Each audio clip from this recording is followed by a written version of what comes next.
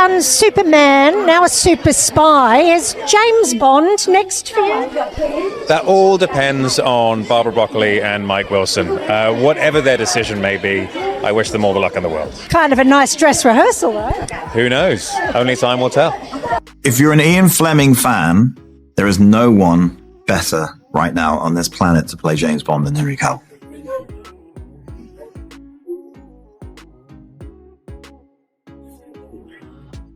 He is James Bond. He's just perfect for it. Full stop. For years, fans have speculated about who will be the next James Bond. Now, Hollywood is considering a bold new direction, sparking heated debate.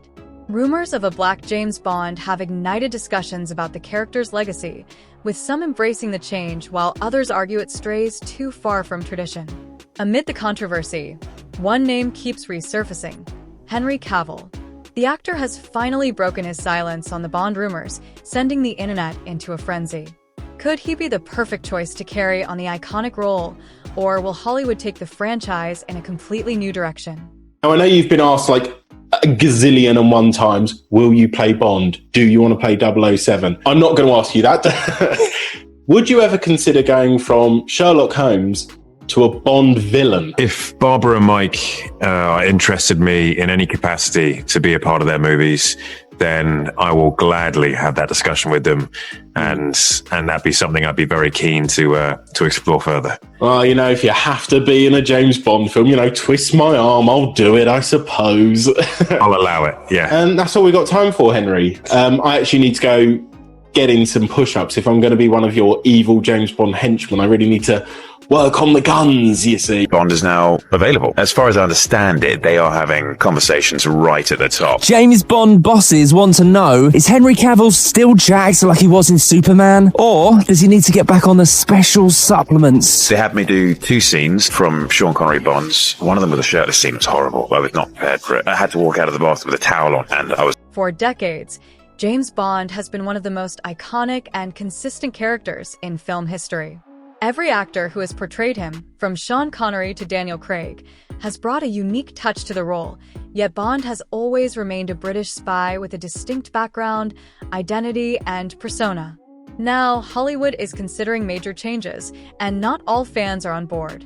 Since Daniel Craig's emotional departure in No Time to Die, speculation about the next 007 has been rampant. However, the conversation has shifted beyond simply choosing the best actor for the role to a broader debate about reimagining Bond's identity. Insiders, producers, and even former Bond actors have openly discussed the idea of casting a black actor, or even a woman, as the next Bond. While some see this as an exciting evolution, others believe it undermines the character's established legacy. Idris Elba has been one of the most frequently suggested names for the role. He embodies many of Bond's signature traits: charisma, confidence, and physical presence. Yet, even Elba has dismissed the idea, calling it a gimmick, and arguing that merely changing Bond's race would not add meaningful depth to the character. Instead, he believes it would feel like an artificial attempt to modernize the franchise rather than respecting what has made Bond an enduring figure for over 60 years. The debate raises a larger question: is Bond defined by his skin color, or by the depth of his history, personality, and experiences? Ian Fleming, Bond's creator, envisioned him as a white British secret agent shaped by his specific upbringing and worldview. Changing his race or gender is not just a casting choice. It fundamentally alters who Bond is at his core. This also sparks discussion about why Hollywood feels the need to reinvent Bond at all. If the goal is diversity, why not create a brand new black spy character instead of altering an established one? The industry has successfully launched original action heroes before. Characters like Jason Bourne and John Wick have proven that audiences embrace fresh ideas. So, why must Bond be reimagined rather than allowing a new character to rise? Ultimately, this debate highlights a broader trend in Hollywood: the push to inject diversity into legacy franchises rather than investing in original stories. Whether the next Bond remains true to his origins or undergoes a dramatic transformation, one thing is certain: the decision will shape the future of one of cinema's most beloved characters. Yeah, I mean, Ian Fleming was part of this special operations executive, and wrote James Bond, of course. Who wrote James Bond, and apparently based James Bond upon Gus March Phillips, the guy who I played. I reckon it was probably a little bit more than that. It was probably other characters as well, but it's my understanding, controversially, my character, Gus March Phillips, in real life, wrote a novel with a spy character, and based upon his various adventures. But he died during World War II, and so he never got to continue writing his books. Had he survived, maybe he would have beaten Ian Fleming to the punch. Oh, interesting. Wow, that's interesting. So you're saying Ian may have stolen this idea from Gus? That's exactly what I'm saying. Yeah. And did Gus have the handlebar mustache? No, he did not. He did not. He had a considerably smaller mustache. He did. But you wanted the handlebar. I did. Yeah, and Guy wanted the... Hollywood's push to reimagine classic characters isn't limited to James Bond. It's been happening for years. When Scarlett Johansson portrayed an Asian character in Ghost in the Shell, the backlash was intense. Yet, when white characters are race-swapped in the name of diversity, the reaction is often different. The double standard is clear. Race-swapping is celebrated only when it goes in one direction. Fans of the Bond franchise aren't against diversity. They want authenticity. They want Bond to remain Bond, not be turned into a political statement. The debate over a black James Bond isn't about finding the best actor for the role. It's about Hollywood checking a diversity box to prove its inclusivity. That's why so many fans are pushing back. Even within the Bond franchise, there's disagreement over where to take 007 next. Longtime producer Barbara Broccoli has stated that Bond can be any race as long as he remains British, leaving the door open for a non-white actor. Others within the production team have suggested going even further, reimagining Bond as a woman, a gay character, or a completely modernized figure. At this point, it's clear Hollywood isn't interested in preserving Bond's legacy. They want to change it entirely. For decades, Bond fans have embraced different actors in the role, but those actors have always embodied Bond's core essence: suave, dangerous, and effortlessly cool. Now, instead of selecting an actor based on talent and fit for the role, Hollywood seems more focused on ticking diversity boxes. The bottom line is simple: if Bond's race doesn't matter, why change it? If his whiteness isn't essential to his character, then why is Hollywood pushing so hard to alter it? The answer is clear. Making a statement has become more important than making a great movie, and fans see right through it. That's why so many believe Henry Cavill is the perfect choice for the next James Bond. He represents everything Bond should be: strong, charismatic, and committed to honoring the source material. Cavill has repeatedly shown that he values great storytelling over forced agendas. In an industry more focused on modernizing classics than respecting them, he might be Bond's last chance. The internet is ablaze with speculation that Cavill could finally step into the role he was born to play. Social media is flooded with support, and even Jeff Bezos, now overseeing MGM and Amazon's stake in the Bond franchise, has openly asked fans who should be the next Bond. The overwhelming answer? Henry Cavill. What martini shaken on still? And you? The same. And how do you take it? Straight up, with a twist. Thank you. Mr. Bond. James Bond. Senior on the clock. What? On the clock. Your accent, that's Georgian. Very good, Mr. Bond. You have been to Russia? Obviously. But I used to drop in occasionally, shooting in a... It's very different now. A land of opportunity. In a Ferrari in a garage. Not quite. That belongs to your friend. Take for your friend the registration plates for French new models and begin with Latin L. Even the counterfeits. And what rank do you hold with the motor vehicles department, Mr. Bond? Come on. Shall we go? This one is an admiral. Am I going to enjoy this? Nice to meet you, Mr. Bond. Pleasure, I'm sure. It's all. Banker. It appears we share the same passions. Through, anyway. I count two. Motoring and baccarat. Oui, pour la banque. I hope your third is where your real talent lies. One rises to meet the challenge. Double. Sweetie. Yeah. 5. 6, bank loses.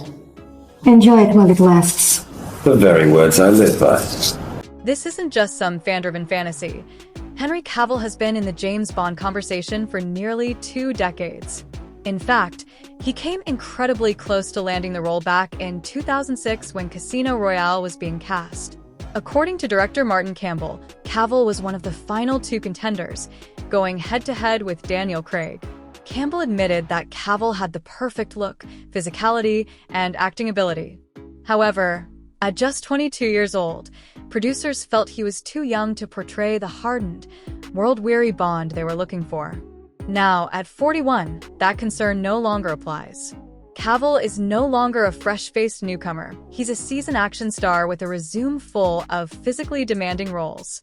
His performances in Mission, Impossible Fallout, The Man from UNCLE, and Argylle prove he has the charm, grit, and intensity that Bond demands. But there's a problem. He's not Hollywood's diverse choice. Despite Cavill having everything fans want in a new Bond, the current producers seem hesitant. MGM has made it clear they prefer an actor in his 30s, meaning Cavill might be just a few years past their ideal window. While betting odds still place him near the top, he faces stiff competition. One of the frontrunners is Bridgerton star Regine Page, a talented actor, but one whose name appears to be pushed more for diversity reasons than overwhelming fan demand. Other contenders include Tom Hardy, Idris Elba, and Aaron Taylor-Johnson. However, Hardy and Elba face the same age concerns as Cavill, while Taylor-Johnson, at 34, fits MGM's preferred demographic more closely. The real question is, will Hollywood sideline Cavill once again? Fans have made it clear who they want, but in today's industry, will talent and authenticity win out over Hollywood's push for change?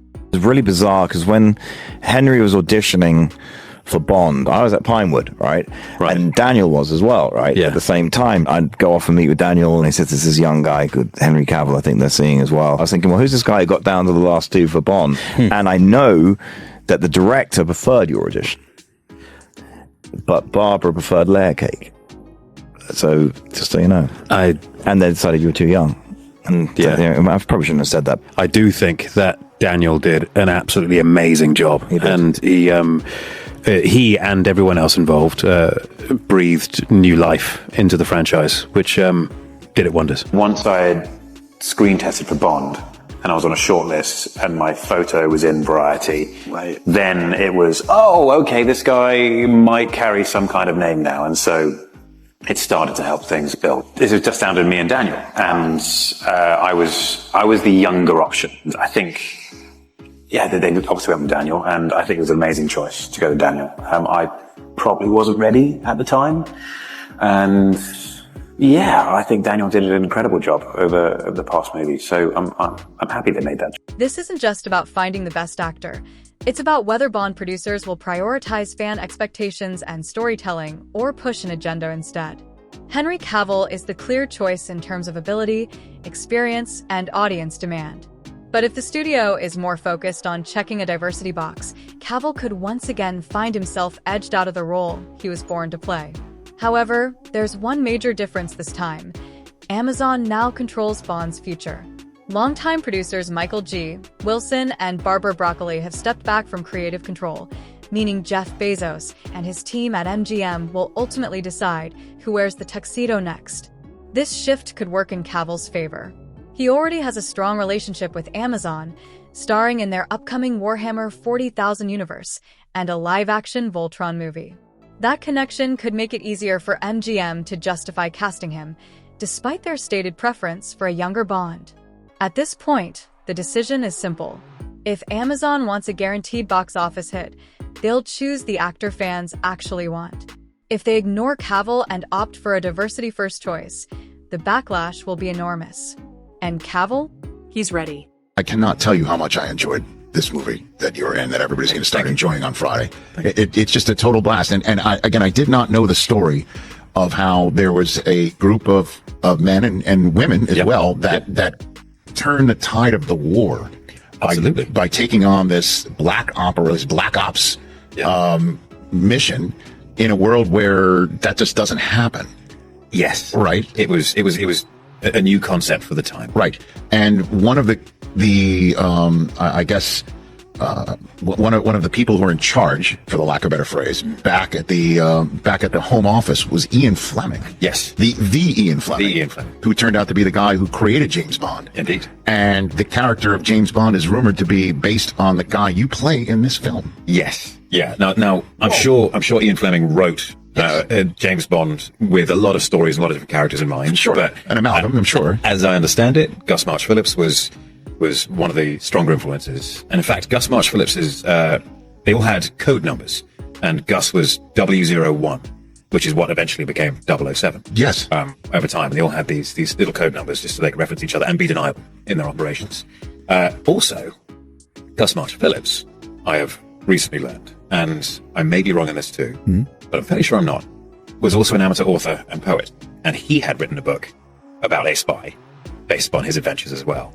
And had he not died during World War II, he may have beaten Ian Fleming to the punch. That is wild. Yeah. That is totally wild. Again, when I'm watching this movie and I heard Ian Fleming's name, I'm like, wait a minute. I actually have the benefit of what people won't have in the theater, which is I racked it back. Right. I'm like, wait a minute. Did I hear that name right? Yeah. And that had me at hello, essentially, to use another phrase from the movies. And Cary Elwes's character, is that M? Is that from... Yeah, that's M. From Bond. M. Yeah. Dame Judi Dench. Well, eventually. Yeah. 6 degrees of Kevin Bacon later, it just adds another layer of coolness to this film. And so I just want to ask, and hope I'm not putting you in a position, is there any Bond in your future still? Is there any possibility of this? I have no idea. All I've got to go off is the rumors. So the same information you have. Right. Maybe I'm too old now, maybe I'm not. We'll see. It's up to Barbara Broccoli and Mike Wilson, and we'll see what their plans are. Well, I mean, you're playing the guy who Bond is based on.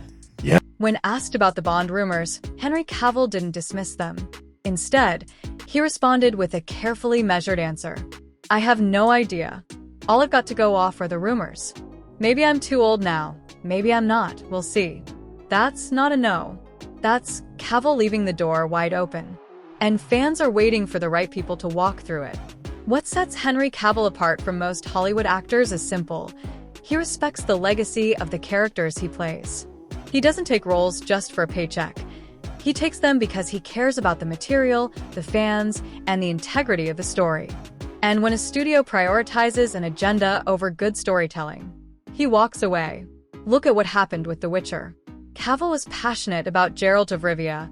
He was a lifelong fan of the books and games and was committed to bringing an authentic version of the character to life. But behind the scenes, Netflix's writers had different plans. They disregarded the source material, mocked the books, and introduced changes that undermined the character's essence. Cavill pushed back. He fought for storytelling over Hollywood politics. And when it became clear Netflix wouldn't change course, he left. What happened next? The Witcher collapsed. Blood Origin, which doubled down on identity politics instead of strong storytelling, bombed. Critics and fans rejected it outright. And Cavill? He walked away with his reputation intact. Then came Superman. Cavill had a chance to return as the Man of Steel, but Warner Brothers had other ideas. They wanted to reinvent Superman to make him more modern, a version of the character that no longer reflected the hero fans loved. Once again, Cavill refused to compromise on storytelling. Rather than play a watered-down, agenda-driven version of Superman, he stepped aside. This is exactly why Cavill is the perfect man to save James Bond. He isn't just another actor. He's someone who understands what makes these legendary characters iconic. He respects the legacy. He values authenticity. And he refuses to let Hollywood rewrite history just to fit a trend. Bond doesn't need a reinvention. Bond needs a leader. And Cavill is ready.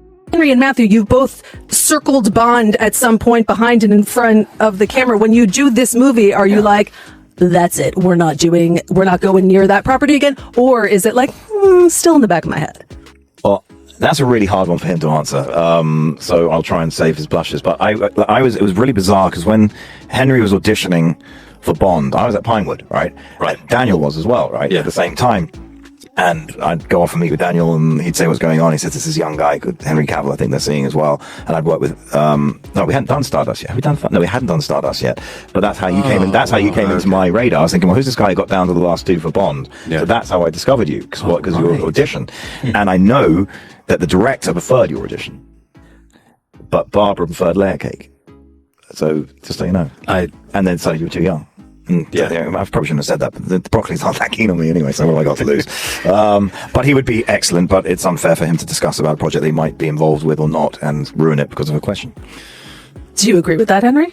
I neither agree nor disagree with anything. How do you feel about the fact... He would be a great Bond villain. This guy could be the new Blofeld on a different level. Yes. Well, you've done some amazing villains Thank you. before, so this got to be a bit of a departure. You are not, you are in many ways the hero. What's more fun? They're both fun. Yeah, it depends on the part. Yeah. Henry, don't worry, you can relax. I'm not going to ask you another Bond question.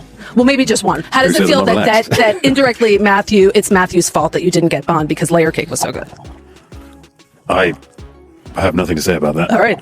I think, by the way, as a blessing, I think you would be too young to have what I call the Bond curse. I mean, look, I think, first of all, I don't think there's a curse for those kind of things, but I do think that Daniel did an absolutely amazing job. And he and everyone else involved breathed new life into the franchise, which did it wonders. Yeah, and I agree with that. I agree. James Bond, the gig seems to be up.